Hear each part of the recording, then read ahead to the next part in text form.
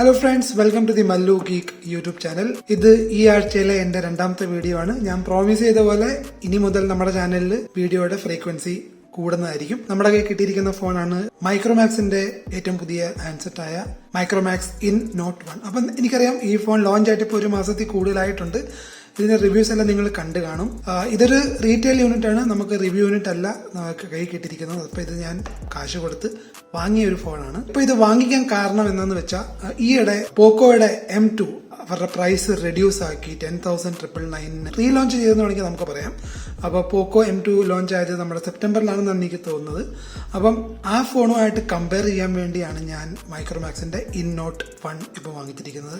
അപ്പം ഇതിന്റെ ഒരു അൺബോക്സിംഗ് ആണ് നമ്മൾ ഇന്ന് ചെയ്യാൻ പോകുന്നത്. ഇത് കൂടാതെ നമ്മുടെ കയ്യിൽ പോക്കോ M2 ഉണ്ട്. അപ്പൊ ഇതിന്റെ സെപ്പറേറ്റ് അൺബോക്സിംഗ് വീഡിയോ ഞാൻ ചെയ്യുന്നതായിരിക്കും. അപ്പം ഇതിപ്പോ ഞാൻ തൽക്കാലം സൈഡിലേക്ക് മാറ്റി വെച്ചിട്ട് നമുക്ക് മൈക്രോമാക്സിന്റെ ഇൻ നോട്ട് 1ന്റെ 64GB വെർഷനാണ് ഇപ്പൊ ഞാൻ വാങ്ങിയത്. അപ്പം അതിന്റെ ഒരു അൺബോക്സിംഗിലേക്ക് കിടക്കാം. അപ്പൊ എനിക്കറിയാം നിങ്ങൾ ഓൾറെഡി അൺബോക്സിംഗ് വീഡിയോ കണ്ടു കാണും.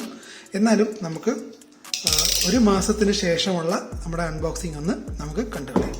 ഇപ്പൊ നിയർലി ഒരു 3-4 വർഷത്തിന് ശേഷമാണ് ഞാൻ, 3-4 പറയാൻ പറ്റില്ല, 5 വർഷത്തിൽ കൂടുതലായി ഞാൻ മൈക്രോമാക്സിന്റെ ഒരു ഫോൺ ഉപയോഗിച്ചിട്ട്. എനിക്ക് തോന്നുന്ന ലാസ്റ്റ് മൈക്രോമാക്സ് മെയ്ഡ് പ്രൊഡക്റ്റ് ഞാൻ യൂസ് ചെയ്തത് യു സീരീസിൽപ്പെട്ട യൂഫോറിയ എന്ന ഫോണാണെന്നാണ് എനിക്ക് ഓർമ്മ വരുന്നത്. കാരണം മൈക്രോമാക്സ് കംപ്ലീറ്റ്ലി ഒരു നമ്മുടെ സെൽഫോൺ ഫീൽഡിൽ നിന്ന് തന്നെ കംപ്ലീറ്റ്ലി വിട്ടുനിന്ന ഒരു സമയം ഉണ്ടായിരുന്നു കഴിഞ്ഞ 5 കൊല്ലക്കാലം.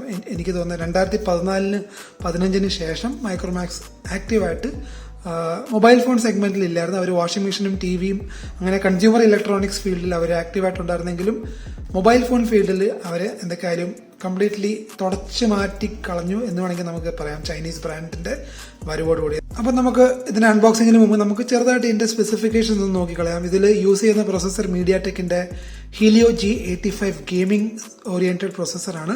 അപ്പം ഇത് കുറച്ച് അപ്ഗ്രേഡഡ് വെർഷൻ എന്ന് വേണമെങ്കിൽ പറയാം. നമുക്ക് പോക്കോ M2 നമുക്ക് കമ്പയർ ചെയ്യുകയാണെങ്കിൽ ഹീലിയോ G80 ആണ് കിട്ടുന്നത്. അപ്പൊ ഇത് തമ്മിലുള്ള വ്യത്യാസമൊക്കെ ഞാൻ നമ്മുടെ ഡീറ്റെയിൽഡ് കമ്പാരിസൺ വീഡിയോയിൽ പറയുന്നതാണ്. പിന്നെ ബാക്കി നമുക്ക് കിട്ടുന്നത് നമ്മുടെ 6.67 inch full HD infinity display ആണ്.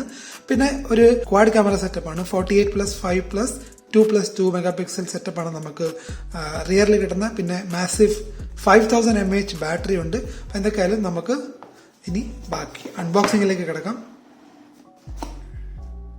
ഇവിടെ നമുക്ക് ഒരു സിം ഇജക്ടർ ടൂള് കിട്ടിയിട്ടുണ്ട്.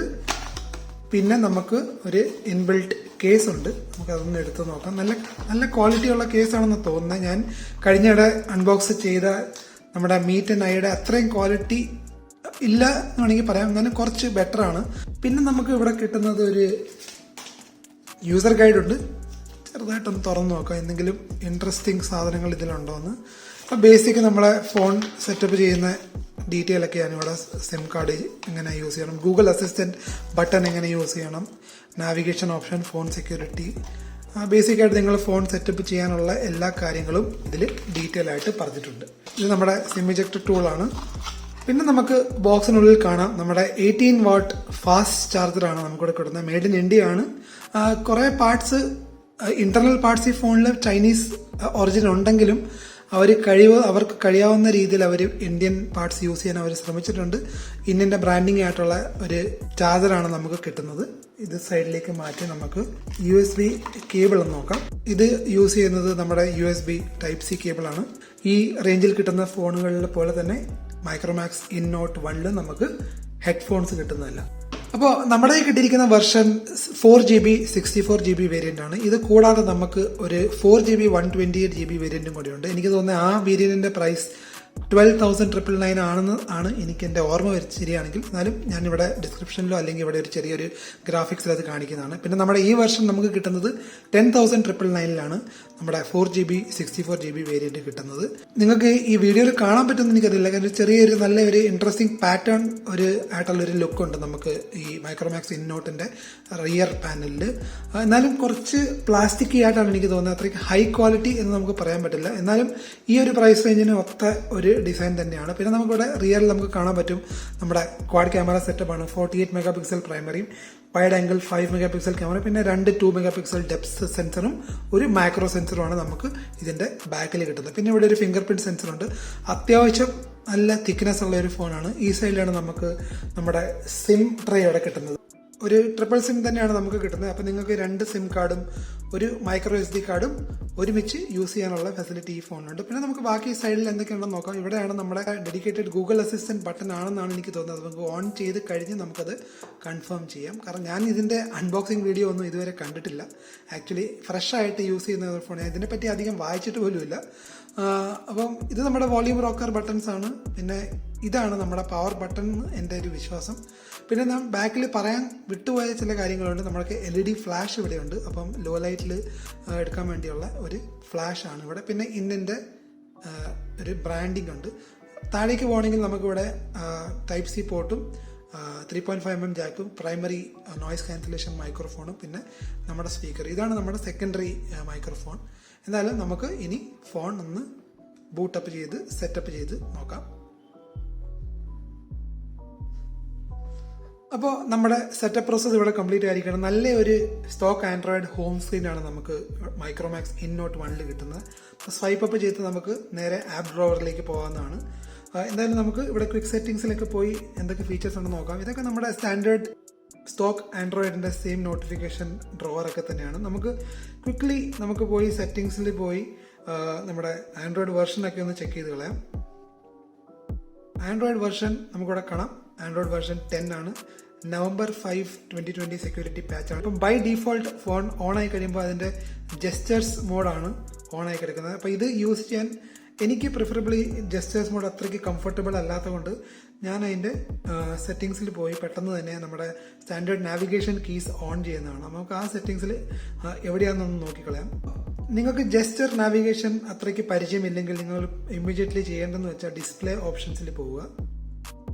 ഡിസ്പ്ലേയിൽ പോയി ഇവിടെ നമുക്ക് നാവിഗേഷൻ ബാർ എന്ന ഒരു ഓപ്ഷൻ ഉണ്ട്. നാവിഗേഷൻ ബാറിലെ ഓപ്ഷൻ നമുക്ക് കാണാൻ പറ്റും. ജെസ്റ്റർ നാവിഗേഷൻ ആണ് ഇപ്പോൾ. ഇപ്പം നിങ്ങൾ ചെയ്യേണ്ടത് ഇത്ര മാത്രമാണ്. വെർച്വൽ കീ എന്ന ഓപ്ഷൻ ഉണ്ട്. അത് ക്ലിക്ക് ചെയ്ത് കഴിഞ്ഞാൽ നിങ്ങൾക്ക് ഇവിടെ നാവിഗേഷൻ ബാറിന്റെ ഓപ്ഷൻ കിട്ടും. അപ്പോൾ ഇത് നിങ്ങൾക്ക് ഏതാണെന്ന് വെച്ചാൽ നിങ്ങൾക്ക് ഇവിടെ സെലക്ട് ചെയ്യാവുന്ന ബാക്ക് ഓപ്ഷൻ ഇവിടെ ഉണ്ട്.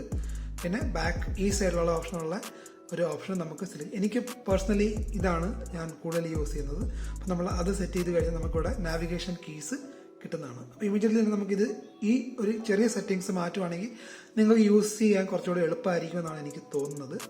ജെസ്റ്റർ നാവിഗേഷൻ അധികം യൂസ് ചെയ്യാത്തവർ. എന്തായാലും നമുക്ക് ഒന്നുകൂടെ നമ്മുടെ അബൌട്ട് ഫോണിൽ പോയി ബാക്കി ഡീറ്റെയിൽസ് എന്തൊക്കെയുണ്ടെന്ന് ഒന്ന് നോക്കിക്കളയാം. സ്റ്റോറേജ് നമുക്കിവിടെ കാണാം. നമ്മൾ വാങ്ങിച്ചത് 64 GB വേരിയന്റ് ആണ്. അതുകൊണ്ട് അറൌണ്ട് 9 GB-യോളം 8.43 GB ഓൾറെഡി യൂസപ്പ് ആയിരിക്കുകയാണ്. ഒന്ന് പെട്ടെന്ന് തന്നെ നമ്മൾ നോക്കുകയാണെങ്കിൽ അത്യാവശ്യം നല്ല സ്മൂത്ത് ആയിട്ടുള്ള UI ആണ്. പക്ഷെ എന്തായാലും നമുക്കിത് കുറച്ച് നാൾ യൂസ് ചെയ്ത് കഴിഞ്ഞാൽ ഇതിന്റെ ഒരു സ്ലോനെസ് ഉണ്ടോ അല്ലെങ്കിൽ എന്തെങ്കിലും ലാഗ് ഉണ്ടോ പെർഫോമൻസ് ഇഷ്യൂസ് ഉണ്ടോ എന്ന് നമുക്ക് പറയാൻ പറ്റും.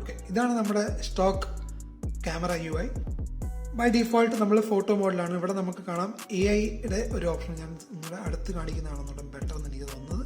അപ്പോൾ ഇതാണ് നമ്മുടെ AI ടോഗിൾ ഓപ്ഷൻ. ഇത് ഓഫ് ചെയ്ത് നമ്മുടെ AI ഓഫായി ഇപ്പോൾ ഓണായി. പിന്നെ നമുക്കിവിടെ ഫോട്ടോ മോഡുണ്ട്.